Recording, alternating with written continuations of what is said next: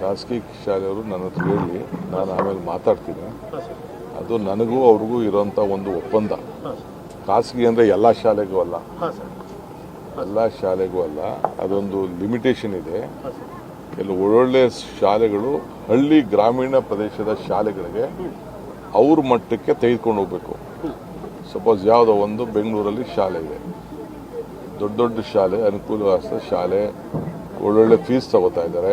ಅಂಥ ಶಾಲೆಗಳು ಗ್ರಾಮೀಣ ಪ್ರದೇಶದ ಮಕ್ಕಳಿಗೆ ಅವ್ರ ಸ್ಟ್ಯಾಂಡರ್ಡ್ಗೆ ಈಗ ಯಾವುದೋ ಒಂದು ಸ್ಕೂಲಲ್ಲಿ 4-5 ಟೀಚರ್ಸು ಬಾಕಿ ಇರ್ತಾರೆ. ಸೊ ಅಂಥವ್ರಿಗೆ 4-5 ಟೀಚರ್ಸ್ಗೆ ಅವರು ಶಾಲೆಯಿಂದ ಕಳಿಸಿ ಅವ್ರ ಪ್ರಯೋಗ ಮಾಡಿ ಸರ್ಕಾರ ಶಾಲೆಗಳಿಗೆ ತೆಗೆದುಕೊಳ್ಳೋದು. ಸೊ ಅನೇಕ ದೊಡ್ಡ ಬಿಸ್ನೆಸ್ ಮೆನ್ ಇದ್ದಾರೆ. ಒಂದು CSR ಪಾಲಿಸಿ ಮಾಡಿದ್ದೀವಿ.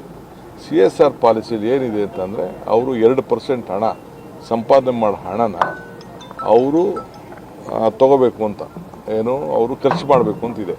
ಒಂದು ಏನೇನೋ ಕ್ರೈಟೀರಿಯಾ ಇದೆ, ಯಾವುದಾದ್ರು ಕೆಲಸಗಳಿಗೆ ಮಾಡ್ಬೋದು ಅನ್ನೋದು ಕ್ರೈಟೀರಿಯಾ ಇದೆ. ನನ್ನ ಉದ್ದೇಶ ಏನಪ್ಪ ಅಂತಂದರೆ ಫಸ್ಟು ಪ್ರೈಮರಿ ಎಜುಕೇಷನ್ ಬೆಂಗಳೂರಿಗಾಗಲಿ, ಚಿತ್ರದುರ್ಗಕ್ಕಾಗಲಿ, ದಾವಣಗೆರೆಗಾಗಲಿ ಹಳ್ಳಿಯಿಂದ ವಿದ್ಯಾಭ್ಯಾಸಕ್ಕೋಸ್ಕರ ಜನ ವಲಸೆ ಬರೋದನ್ನ ತಪ್ಪಿಸ್ಬೇಕು ಅಂತ, ಹಳ್ಳಿ ಮಕ್ಕಳಿಗೆ ಬೆಂಗಳೂರು ಮಟ್ಟದ ವಿದ್ಯಾಭ್ಯಾಸ ಸಿಕ್ಕಬೇಕು ಅಂತ, ದಾವಣಗೆರೆ ಮಟ್ಟದ ವಿದ್ಯಾಭ್ಯಾಸ ಸಿಕ್ಕಬೇಕು ಅನ್ನೋ ದೃಷ್ಟಿಯಿಂದ ನೀವು ಪ್ರತಿಯೊಬ್ಬರು ದತ್ತು ತೆಗೆದುಕೊಳ್ಳಿ ಅಂತ ಹೇಳಿದ್ದೀನಿ. ನನಗೂ ಅವ್ರಿಗೂ ಒಪ್ಪಂದ ಆಗಿದೆ. ಹಿಂದೆ ನಾನು ಬೇರೆ ಸಂದರ್ಭದಲ್ಲಿ ಅವ್ರಿಗೇನೋ ಮಾತುಕತೆ ಮಾಡಿದ್ದೇನೆ. ನೀವು ಒಂದೊಂದೇನು ಈಗ ಎಷ್ಟೋ ದೊಡ್ಡ ಸಂಸ್ಥೆಗಳಿದೆ, CBC ಸ್ಕೂಲ್ಗಳಿದೆ, ICSE ಸ್ಕೂಲ್ ಇದೆ, ಅವ್ರ ಮಟ್ಟದ ಒಂದು 4 ಜನ ಮೇಷ್ಟ್ರುಗಳು ಯಾವುದೋ ಸ್ಕೂಲಲ್ಲಿ, ಈಗ ರಘುಮೂರ್ತಿ ಕ್ಷೇತ್ರದಲ್ಲಿ ಯಾವುದೋ ಒಂದು ಮೂಲೆ ಒಂದು ಹಳ್ಳಿ ಇದೆಯಪ್ಪ, ಹಳ್ಳಿಲಿ ಮೇಷ್ಟ್ರಿಲ್ಲ ಅಂತ ಒಂದು ಕೊರತೆ ಇದೆ. 50,000 ಮೇಷ್ಟ್ರಿದೆ.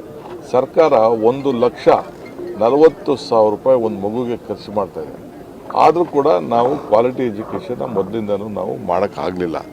ಆ ದೃಷ್ಟಿಯಿಂದನೇ ನಾವು ಪ್ರೈವೇಟ್ ಅವ್ರಿಗೆ ರಿಕ್ವೆಸ್ಟ್ ಮಾಡಿದ್ವಿ. ಅವರೆಲ್ಲ ಭಾಳ ಸನ್ನದ್ಧರಾಗಿದ್ದಾರೆ, ಅವ್ರು ಮಾಡ್ತಾರೆ.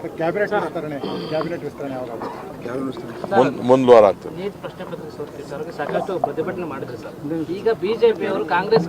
ನೋಡಪ್ಪ, ಅವ್ರಿಗೆ ಅವಮಾನ ತಡೆಯೋಕ್ಕಾಗ್ತಾ ಇಲ್ಲ. ಪ್ರಧಾನಮಂತ್ರಿಗಳು ಈಗ ಕಣ್ ತೆರೆದಿದ್ದಾರೆ. ನಾವು ಪಾರ್ಲಿಮೆಂಟಲ್ಲಿ ಚರ್ಚೆ ಮಾಡಿ ಅಂತ ಹೇಳ್ತಾ ಇದ್ದೀವಿ. ಕೇಸ್ನ ವಾಪಸ್ ತೆಗೆದುಕೊಳ್ಳಿ ಅಂತ ಹೇಳಿದ್ರು ನಾವು. ಮಂತ್ರಿಗಳು ರಾಜೀನಾಮೆ ಕೊಡಬೇಕು ಅಂತ ಹೇಳಿದ್ರು ನಾವು. ಅದಕ್ಕೆ ನಾವು ಬದ್ಧರಿದ್ದೇವೆ. ಇದು ಮಕ್ಕಳ ಭವಿಷ್ಯ. ಇದು ಈಗ BJPಯವ್ರಿಗೆ ಪಾಪ ಅವ್ರ ಕೈಲಿ ತಡ್ಕೊಳಕ್ಕಾಗ್ತಾ ಇಲ್ಲ. ಮಕ್ಕಳಿಗೆ ಏಟು ಹೊಡೆದು ಬಿಟ್ರಲ್ಲ, ಆ ಇಡೀ ದೇಶದ ಮಕ್ಕಳು ದಂಗೆ ಎದ್ದು ಬಿಟ್ಟಿದ್ದಾರೆ. ಅದನ್ನು ಅವ್ರ ಕೈಲಿ ನೋಡೋಕ್ಕಾಗ್ತಾ ಇಲ್ಲ. ಸೊ ಅದಕ್ಕೆ ಇವತ್ತು ಪ್ರಜಾಪ್ರಭುತ್ವ ವ್ಯವಸ್ಥೆ ಈಗ ನನ್ನ ಮೇಲೆ ಎಷ್ಟೋ ಜನ ಪ್ರತಿಭಟನೆಗಳು ನಡೀತದೆ. ನಾನು ಬೇಡ ಅನ್ನೋಕ್ಕಾಗ್ತದ? ನೀವು ಮಾಧ್ಯಮದವರು ಪ್ರತಿಭಟನೆಗಳು ಮಾಡ್ತಾ ಇರ್ತೀರಿ, ನಿಮ್ಮನ್ನು ಬೇಡ ಅನ್ನೋಕ್ಕಾಗ್ತದ? ಇದು ಪ್ರಜಾಪ್ರಭುತ್ವದ ವ್ಯವಸ್ಥೆ.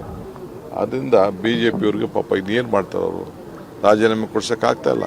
ನೀಟ್ ಪರೀಕ್ಷೆ ಈಗ ಮೊನ್ನೆ ಇದು KPSC ಯಾರು ಮಾಡಿದ್ರು? ಅವನ ಅಧ್ಯಕ್ಷನ ನಾ ಮಾಡಿದ್ವಾ? ಅವರೇ ಮಾಡಿದ್ರು, ಅವರೇ ತಗಲಾಕೊಂಡು, ಅದಕ್ಕೆ ಅವರೇ ಮುಂಚಿತವಾಗಿ ಗೊತ್ತಾಗ್ಬಿಟ್ಟು ಪತ್ರ ಬರೆದು ವಜಾ ಮಾಡಬೇಕು ಅಂತ ಹೇಳಿದ್ರು. ಆಯಿತು, ಗವರ್ನರ್ ಏನೋ ನಂಗೆ ಕಳಿಸ್ಕೊಟ್ಟು ನಾನು ಅಕ್ಸೆಪ್ಟ್ ಮಾಡಿದ್ದೀನಿ. ಏನು ಬೇಕು ತನಿಖೆ ನಡೆಸ್ತೀನಿ, ಕಾನೂನು ಕ್ರಮ